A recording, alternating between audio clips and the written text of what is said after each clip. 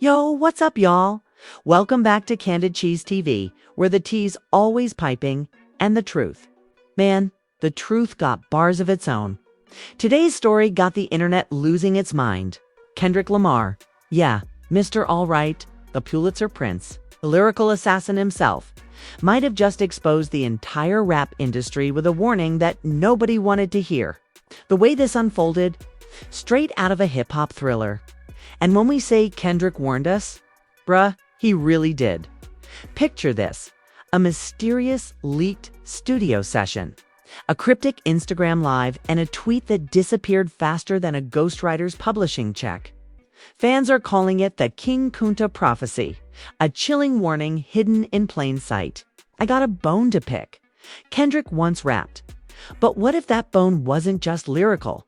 What if it was personal?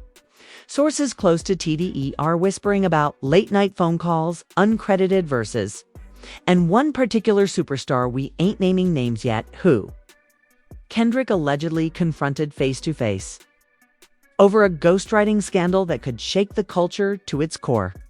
The streets are talking, the blogs are buzzing, and Twitter. Man, Twitter's in flames. Screenshots are circulating, people dissecting old interviews. Even fans claiming Kendrick predicted this entire mess in his King Kunta bars years ago. You've got the yams. Might have just been more than a metaphor. It might have been a warning shot at the fakes hiding behind the mic. So what really went down? Who was the target? And why did Kendrick's closest circles suddenly go quiet right after the leak? Stay locked in, because what we uncovered next might just change how you look at your favorite rappers forever. So picture this. It's a late night in Los Angeles, and the city's moving like a slow heartbeat under neon lights. Kendrick Lamar had been quiet for months. No interviews, no tweets, no surprise verses. Fans thought he was just in that reclusive creative zone. But what nobody knew was that something heavy was brewing behind the scenes. Word on the street was that Kendrick had been hearing whispers. Rumors about certain rappers in his circle, some big names, using ghostwriters to craft their bars. And not just any bars, entire verses, entire albums being penned in the shadows. Kendrick, the man who built his rep on lyrical purity, couldn't stomach that.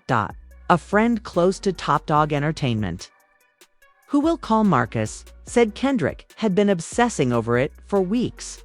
He'd come to the studio just pacing. Marcus told us. He wasn't even recording. He was listening to other rappers' new tracks, breaking down their bars like puzzles. He'd say things like that don't sound like him. That flow ain't his spirit. He knew something was off. The breaking point came when a track dropped from a chart-topping artist. Let's just say someone whose name always gets tied to Kendrick in fan debates. That song shot up the charts overnight, but when Kendrick heard it, he froze. Sources say he called one of his engineers and said, "That's my cadence. That's my energy." Who feeding him that? And just like that, the energy in the room shifted.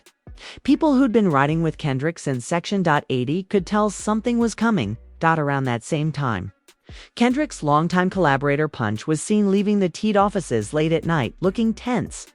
Paparazzi caught him talking on the phone, mumbling something about contracts and publishing splits. By morning, the blogs had picked it up. The internet being the internet, fans started spinning wild theories. Some said Punch was ghostwriting for another rapper and Kendrick found out. Others said Kendrick was ready to call out the entire game. Then came the Instagram Live. A grainy clip surfaced. Someone on Kendrick's private team had gone live for a few seconds before quickly deleting it. In that blurry footage, you can hear Kendrick in the background saying, "They turning poetry into product, and the product don't got a soul." That line hit like a bomb. Within hours, fans flooded Twitter with quotes, memes, and deep dive threads trying to decode what he meant. Was he talking about the music industry? About his peers? Or about one specific rapper? Behind closed doors, people say tensions were getting real. A secret meeting took place at a studio in Inglewood. Kendrick, Punch, and a few key Teed members. One insider told us Kendrick was calm, but you could feel the storm in his voice. He said, "We built this house on truth. And now somebody's selling lies from our porch. Everyone in the room went silent. Some said he was ready to name names. But here's where it got crazy. The very next day, an anonymous Twitter account posted a leaked snippet of an unreleased Kendrick verse. In it, you could hear him rapping. "You rap like me, dress like me, but die by streams. I built this temple. Y'all renting dreams?" Fans immediately started connecting dots. Some even claimed they matched the cadence to a hit single that dropped a month prior from another big artist. The internet went wild. Accusations flew left and right. People dragged Drake's name, Cole's name. Even a few newer rappers caught in the crossfire. One fan tweeted, "Kendrick been told y'all in King Kunta, I can dig rapping, but a rapper with a ghostwriter? What the F asterisk asterisk asterisk happened? That was a prophecy." And honestly, it started feeling like one. The King Kunta prophecy hashtag trended for 3 days straight. Conspiracy videos popped up with millions of views. Some claimed Kendrick had been blacklisted by streaming platforms for trying to expose the truth. Others said major labels were scrambling to shut him down before he went public. Meanwhile, Kendrick's camp stayed silent. No statements, no denials. But fans noticed something strange on Kendrick's Spotify. The song King Kunta suddenly climbed back into the charts out of nowhere. The comments section was flooded with fans calling it the warning shot we ignored. And then came the turning point. One of Kendrick's old collaborators, who we'll call Jalen, went live on Instagram and dropped a bombshell. "Look," he said, staring dead into the camera. "There's people in this game right now who owe their careers to ghostwriters. And Kendrick tried to warn them years ago. He told me in the studio, truth don't need credit. But lies always need help. That's why he stopped working with certain people." That live went viral overnight. Within 24 hours, hip-hop media outlets everywhere ran headlines like, "Did Kendrick cut off collabs over ghostwriting?" and "The truth behind the King Kunta prophecy." But things got darker. Jalen's account mysteriously got deleted a day later, and no one's heard from him since. Fans claimed he was pressured to take it down. Kendrick, still silent, was spotted days later leaving a small jazz club in Law, wearing all black, hoodie up, eyes hidden. Paparazzi shouted questions at him. "Yo, Kendrick, you calling people out? Are you dropping a diss track?" But he just smirked and kept walking. One fan caught a short clip of him saying under his breath, "The truth already wrote itself." That line alone sent chills across the internet. People started believing. A new Kendrick project was on the way, one that would expose everything. Twitter Spaces blew up with speculation. One theory claimed Kendrick had ghostwritten for other rappers himself back in the day. And now he was ready to air it all out. Another said the King Kunta prophecy was actually connected to a leaked verse from his unreleased Nation Within project, which industry insiders swore existed but was shelved by labels who thought it was too controversial. The atmosphere in the hip-hop world was electric but uneasy. You could feel rappers posting cryptic tweets, people unfollowing each other, strange subtweets flying around. One famous producer even tweeted, "Y'all about to see who really wrote the culture." And that's when things took an even more unexpected turn. Kendrick's longtime friend Schoolboy Q made a shocking move. He unfollowed Kendrick on Instagram. Fans noticed instantly, screenshots went viral, and everyone started panicking. Blogs speculated that TDE was breaking apart from the inside. Some said Schoolboy was defending one of the accused ghostwriters, while others said he felt betrayed by Kendrick's silence. When a fan commented under Q's post asking, "Yo, what's going on with you and K... Q replied, "Some folks don't practice what they preach," and deleted it minutes later. The tension was thick. The internet was split, and the hip-hop world hadn't felt this tense since the Drake and Meek Mill beef. Everyone knew something was about to explode, but nobody knew just how deep it was about to go. And just when everyone thought it was over, a mysterious snippet surfaced online, a rough version of a Kendrick track no one had ever heard before. The file name, King Kunta Returns. The snippet spread like wildfire. Within hours, every blog, every reaction channel, every hip-hop forum had the same question. Was this really Kendrick? The audio was low quality, like it had been recorded off a studio monitor or leaked from someone's phone. But the voice, raspy, sharp, unmistakably, Kendrick crapped in a tone that felt like controlled fury. He said, "They stealing verses out the kitchen, thinking, God don't hear the dishes? I see fingerprints on fame." Fans froze. Some said it sounded like a direct shot at a few top rappers who'd been accused of using ghostwriters before. Others swore it was a coded message to the industry, a warning that Kendrick was done playing nice. A warning that Kendrick was done playing nice.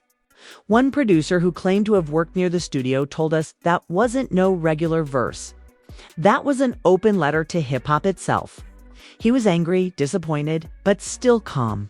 Like a teacher tired of repeating the same lesson. And that calm energy, that's what made people nervous. Kendrick didn't need to yell his silence, and his precision said enough. But the leak had consequences. A few hours after it went viral, the original post vanished. The account that uploaded it was deleted. Fans started noticing weird glitches threads disappearing. Videos getting copyright strikes from unlisted accounts, whole Reddit discussions wiped overnight. It felt like someone was trying to bury the story.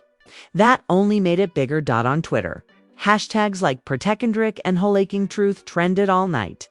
Fans began connecting hidden meanings from older Kendrick songs, like Fear, The Heart Part, IV, and King Kunta. They said he'd been foreshadowing this for years. "He told y'all," one user tweeted. "He said most of y'all sharing bars like you've got the bottom bunk in a two-man cell. He been warning us." And just like that, the legend of the King Kunta prophecy deepened. But while the fans were busy decoding lyrics, things behind the curtain were falling apart. One Teed insider leaked a DM claiming there'd been a huge argument between Kendrick and another artist at a private event weeks before the snippet dropped. The message read, "Bro, they almost came to blows. Kendrick told him straight up, 'You've built your name off my words, and God gone collect.'" The room went silent. You could hear a pin drop. That message was quickly deleted, but screenshots spread everywhere. Then, out of nowhere, another twist. A well-known songwriter who'd worked on hits for multiple artists came forward with a shocking claim. In a now viral podcast clip, he said, "I seen the receipts. Kendrick's right. There's people with plaques on the wall for songs they didn't even write a line of. The system, dirty. It's been dirty." The host asked him if he was afraid of backlash.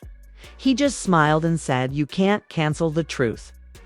As all this played out, Kendrick was nowhere to be seen. Fans speculated he'd gone underground, working on a secret album or documentary.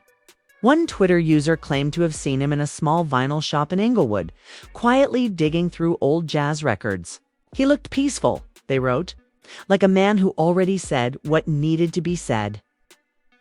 But peace was the last thing the industry felt. Behind the scenes, labels started panicking. Big-name rappers began posting cryptic messages defending their artistry. One tweeted, "Ain't no ghosts in my pen." Another wrote, "Y'all believe anything from a leak?" Still, none of them mentioned Kendrick by name, but everyone knew who the storm was circling around. That's when something wild happened. Schoolboy Q finally broke his silence. During an interview, the host nervously asked, "There's been a lot of talk about ghostwriters, about TDE, about Kendrick What's the truth?" Q leaned back, smirked, and said, "Truth don't need proof. It just shows up." Fans lost it. Half thought he was defending Kendrick, half thought it was shade. The clip went viral instantly. Within hours, hip-hop Twitter was a battlefield in the middle of all this noise. Kendrick's wife, Whitney, posted something strange on her Instagram story, a black screen with the words, "You can't ghost what's already holy." It was up for only 5 minutes before she deleted it, but that was all the internet needed. People started flooding her comments, asking if she was hinting at Kendrick's next move. Some fans even said she was confirming that a major reveal was coming. Days later, a cryptic invite started circulating in select media, circles in invitation only. listening experience hosted by PG Lang in an undisclosed Los Angeles location. No cameras allowed, no phones, just a small room of trusted listeners. Everyone assumed it was for new Kendrick material. One attendee leaked that what they heard wasn't an album, it was something else entirely. It was like a sermon, the source said. Kendrick walked in, no entourage, no hype. He just played a single track, 15 minutes long, and it was all spoken word over minimal jazz. No hooks, no features. Just him talking about truth, legacy, and ghosts. At one point he said a ghost can't haunt what's still breathing. People were crying. It didn't even feel like music. It felt like confession. When that story broke, hip-hop culture exploded again. Podcasts debated if Kendrick was retiring, if he was planning a Talal project, or if he was calling for a spiritual cleansing of rap. Other artists began reacting. One big-name rapper who fans believed was one of the alleged Ghostwriter users posted a now infamous tweet, "Ain't no profit in rap. Just people mad they ain't relevant no more." The shade was undeniable. Fans connected that directly to Kendrick. The feud was now public, even if nobody said names. The internet dubbed it the Silent War. Each side throwing coded lines, each fan base decoding every emoji, every like, every unfollow. It was chaos, but it was entertainment gold. YouTube channels made daily breakdowns. Twitter spaces lasted all night. And memes turned the whole thing into a cultural storm. Meanwhile, a shocking discovery added even more fuel. An anonymous hacker going by the name section .404 released a document claiming to contain ghostwriting credits from several major artists along with reference tracks. Buried deep in those files was an MP3 titled KUNTA_demo_01.wav. When fans played it, the voice was distorted, but you could clearly hear someone who sounded suspiciously like a mainstream rapper rapping early versions of Kendrick-style bars. The audio quickly got scrubbed from the internet. But once something's online, it's forever. Fans downloaded it, analyzed it, compared the cadence and the conclusion. Somebody out there had been mimicking Kendrick's style line for line. Suddenly, what once felt like conspiracy now felt like evidence. Industry insiders began whispering about major lawsuits brewing behind closed doors. One source said, "Kendrick ain't even fighting for money. He fighting for the culture. He said he'd rather burn it down than let it rot." That statement alone set the tone whatever was coming next. It wasn't going to be subtle. Then, in one of the most unexpected moments, a snippet surfaced of Kendrick's voice from an upcoming documentary teaser, reportedly titled "The Ghost in the Pen." In it, he said, "Every verse is a spirit. And when you let another man write your story, you trade your soul for sound." Chills. Fans instantly recognized the weight of those words. It wasn't just about ghostwriting anymore. It was about identity, legacy, and the cost of authenticity in an industry that worships streams over substance, as the world waited for his next move. The divide in hip-hop deepened. Some rappers started publicly siding with Kendrick, calling for real pen checks. Others mocked him, saying he was acting holier than thou. But deep down, everyone knew something was about to break. Kendrick had always been strategic. He didn't move without meaning. Rumors spread that a major awards show performance was about to feature Kendrick returning to the stage for the first time in a year. Fans speculated it wouldn't just be a performance, it would be a statement. And when the night finally came, the crowd was tense, cameras rolling, the energy electric. The stage went black.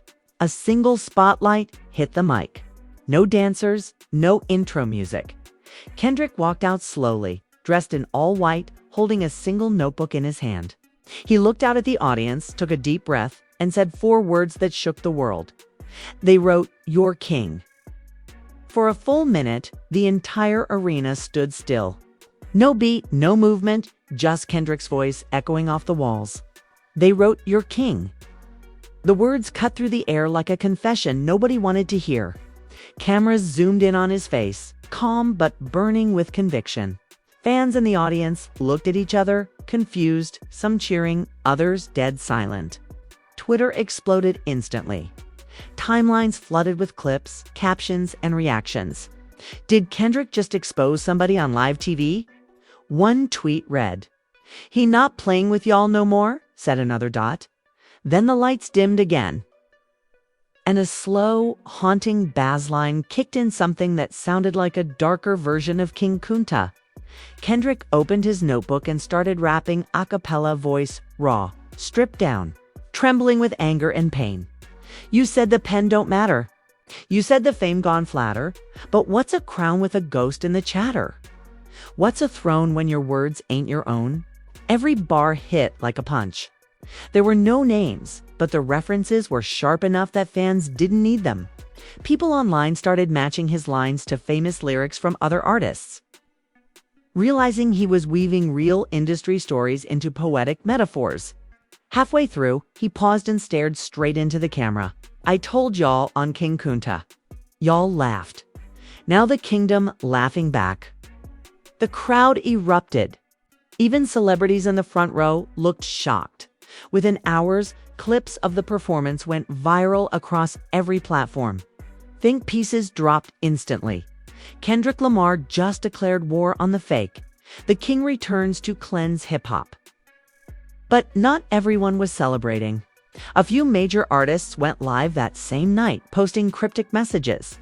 One said, "Funny how people get righteous when their sales drop." Another wrote, "Keep my name out your verse." Another wrote, "Keep my name out your verse." Kendrick didn't respond. He didn't need to. The next morning, a new PG-long website appeared with one single upload, a 3-minute short film titled The Ghost Note. It opened with Kendrick sitting in a dimly lit room, surrounded by old notebooks. He flipped through them slowly, reading bits of lyrics written in different handwriting. "These pages tell a story," he said softly, "but some hands never signed their names." It ended with the words, "Truth ain't trending. It's timeless." The reaction was nuclear. People started treating the ghostwriter topic like a moral revolution. Fans began digging through old songwriting credits, exposing ghostwriters for rappers who'd once claimed to be real. Screenshots, contracts, reference tracks, everything started leaking. It felt like a cultural cleansing, and Kendrick was the face of it. But behind that storm, there was chaos. Insiders whispered that Kendrick's boldness had pissed off some of the most powerful executives in the business.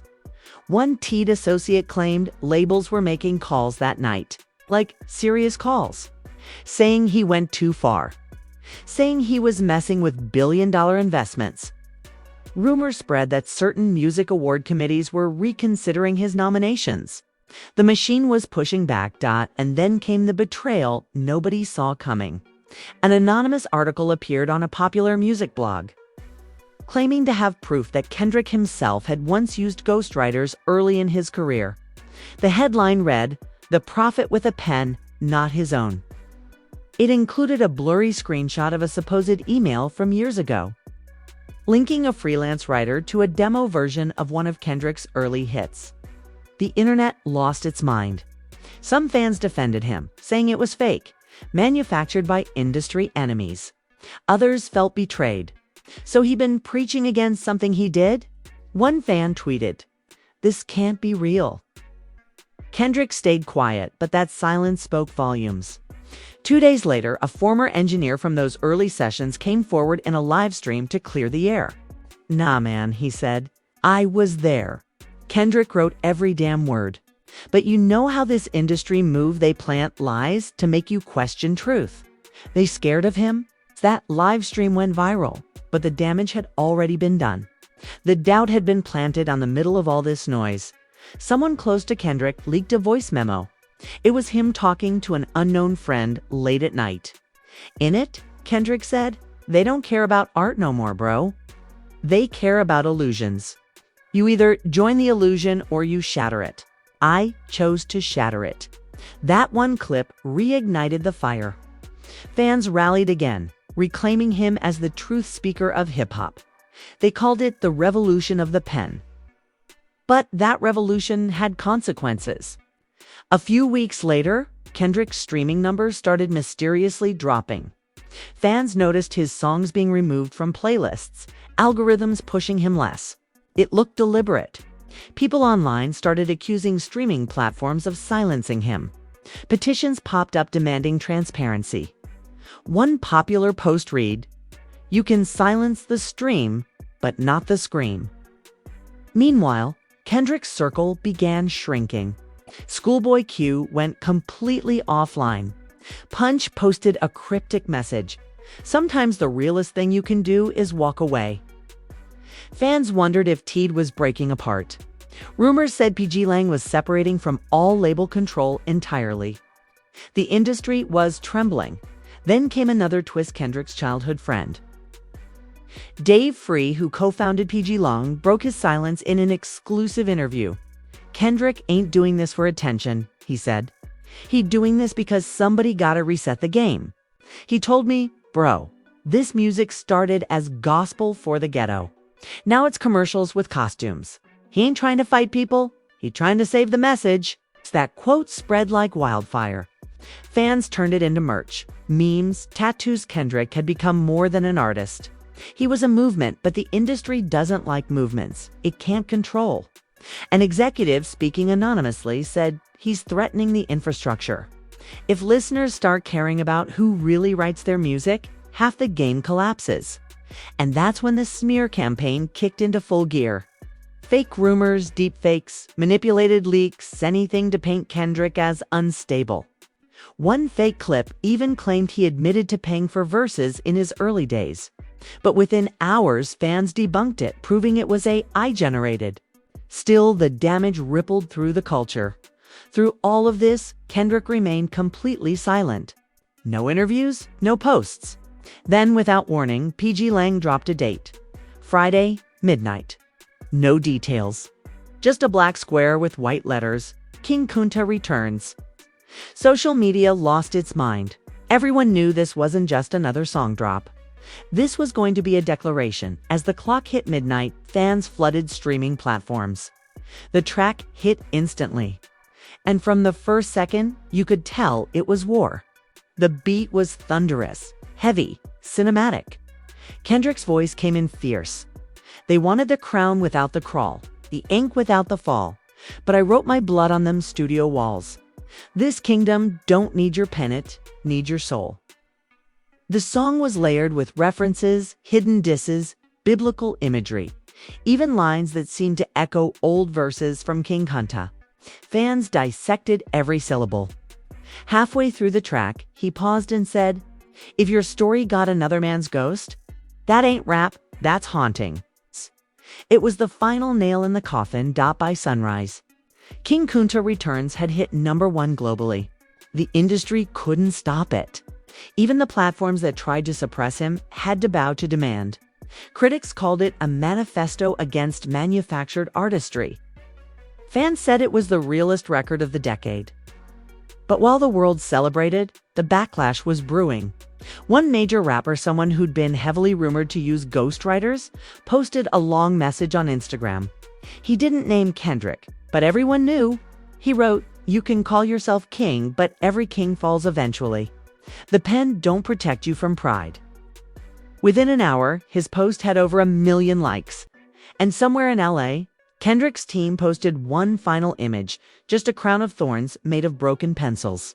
No caption, no explanation, but everyone knew what it meant. The morning after the release of King Kunta Returns, the whole rap world was trembling. It wasn't just a song anymore.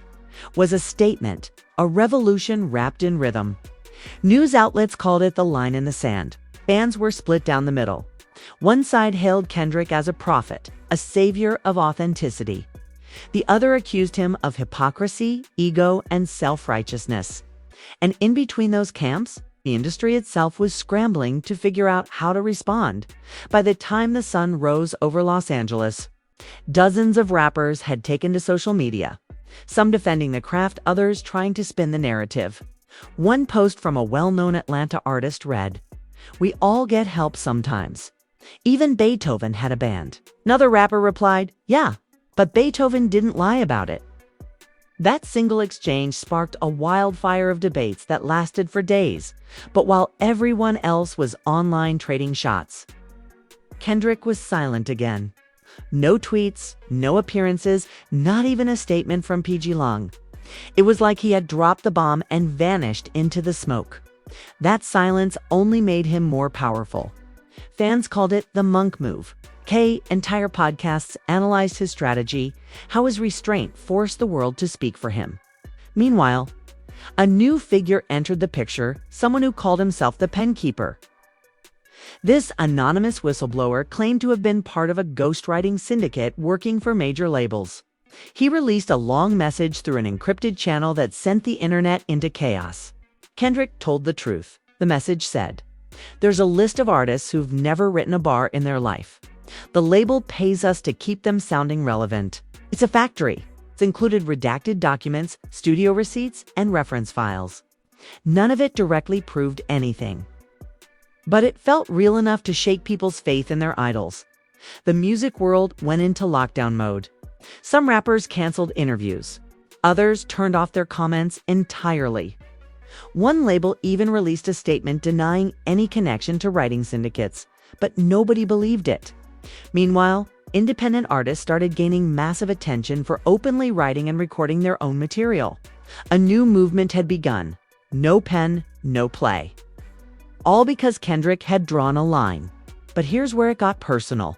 Rumors started swirling that Kendrick's own family was feeling the heat. His wife Whitney reportedly received threats. Fake stories started spreading about her, and even his parents were harassed online.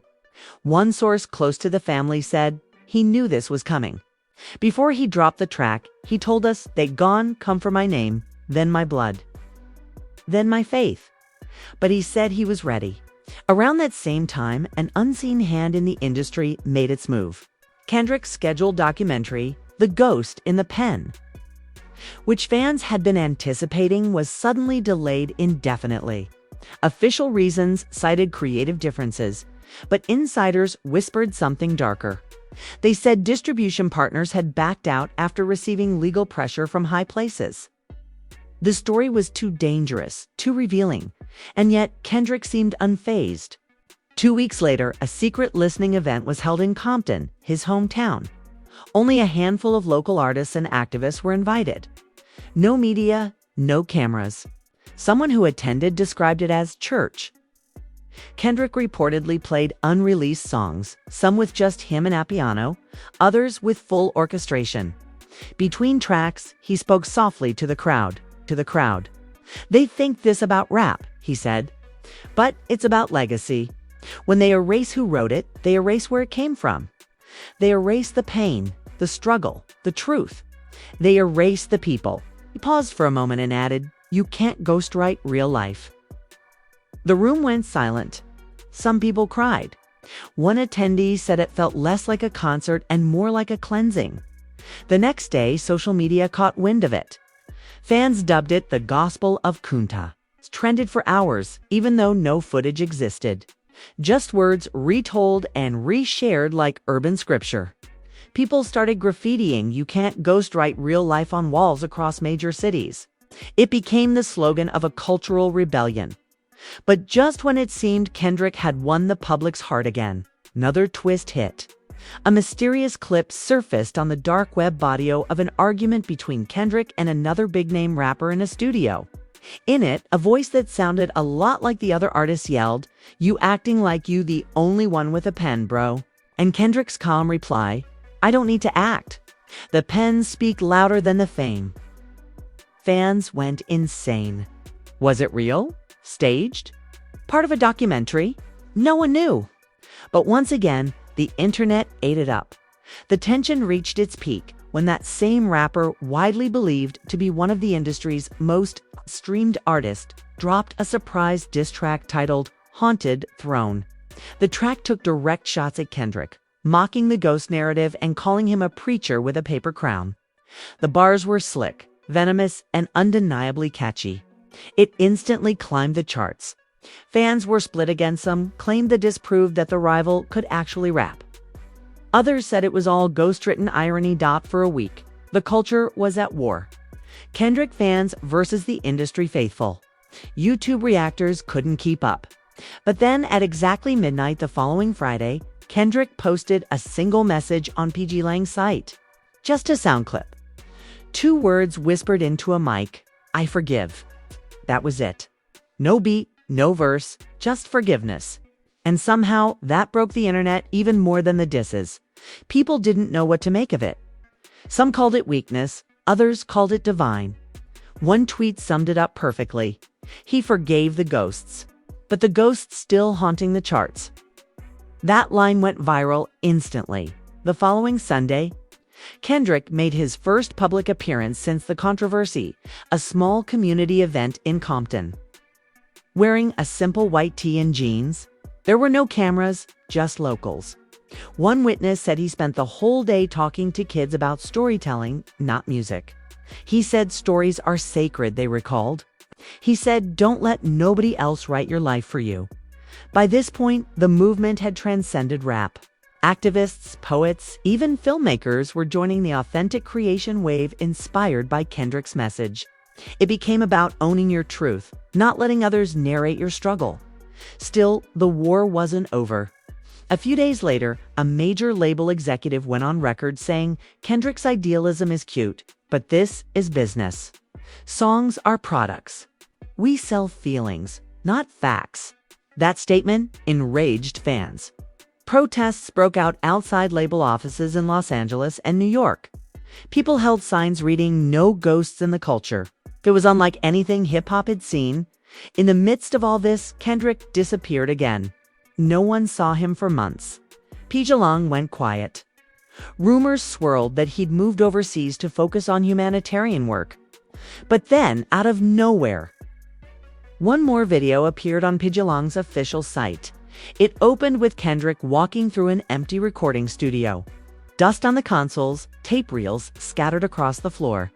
He stopped in front of a mic, touched it gently, and said, "They can take the stage. They can take the streams, but they can't take the spirit." He looked into the camera for a long moment and then smiled. "King Kunta warned y'all. Now, y'all finally listening?" The screen faded to black with one final line.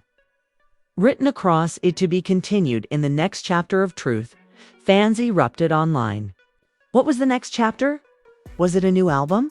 A film? A book? Nobody knew. All they knew was that Kendrick's message had shifted the entire conversation.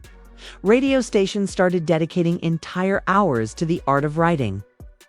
Streaming numbers for lyrical raps skyrocketed.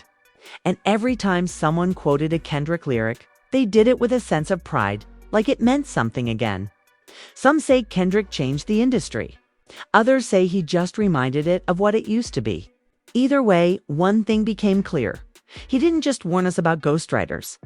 He warned us about forgetting the soul behind the sound. And long after the noise faded, his words lingered, soft, haunting, eternal. You can fake a hit, but you can't fake the truth, ChatGPT said. So what do y'all think about all this? Was Kendrick really warning us all along? Or did the industry twist his message into something bigger than he ever planned? Either way, one thing's for sure. The world of hip-hop will never be the same again. The King Kunta prophecy isn't just a bar anymore. It's a blueprint. He told us you can't ghostwrite real life. And now that line feels like it's echoing through every corner of the culture. Think about it. How many of your favorite rappers built empires off stories they didn't even live versus they didn't even write? And yet Kendrick stood on principle, risking everything for authenticity. The question now is, will the rest of the game follow his lead or keep hiding behind polished ghosts and paid pens? The tension, the silence, the mystery, it's got fans worldwide questioning who's real, who's fake, and who's next to be exposed. But what if this isn't the end? What if Kendrick's next chapter of truth means he's gearing up to drop something even deeper? A documentary? A new record? Or maybe an entire movement built around real storytelling? Either way, the energy right now feels like the start of a new era in hip-hop. And you already know how we do. We want to hear from y'all. Do you believe Kendrick's message was a wake-up call? Or was it just another layer of the industry's drama? Drop your thoughts in the comments right now. Hit that like button if you're rocking with the truth. And don't forget to subscribe so you never miss a single drop of this kind of real talk. Because one thing's for sure, the ghosts might write the verses, but the people write the legacy. And this story, it's still being written. It's still being written.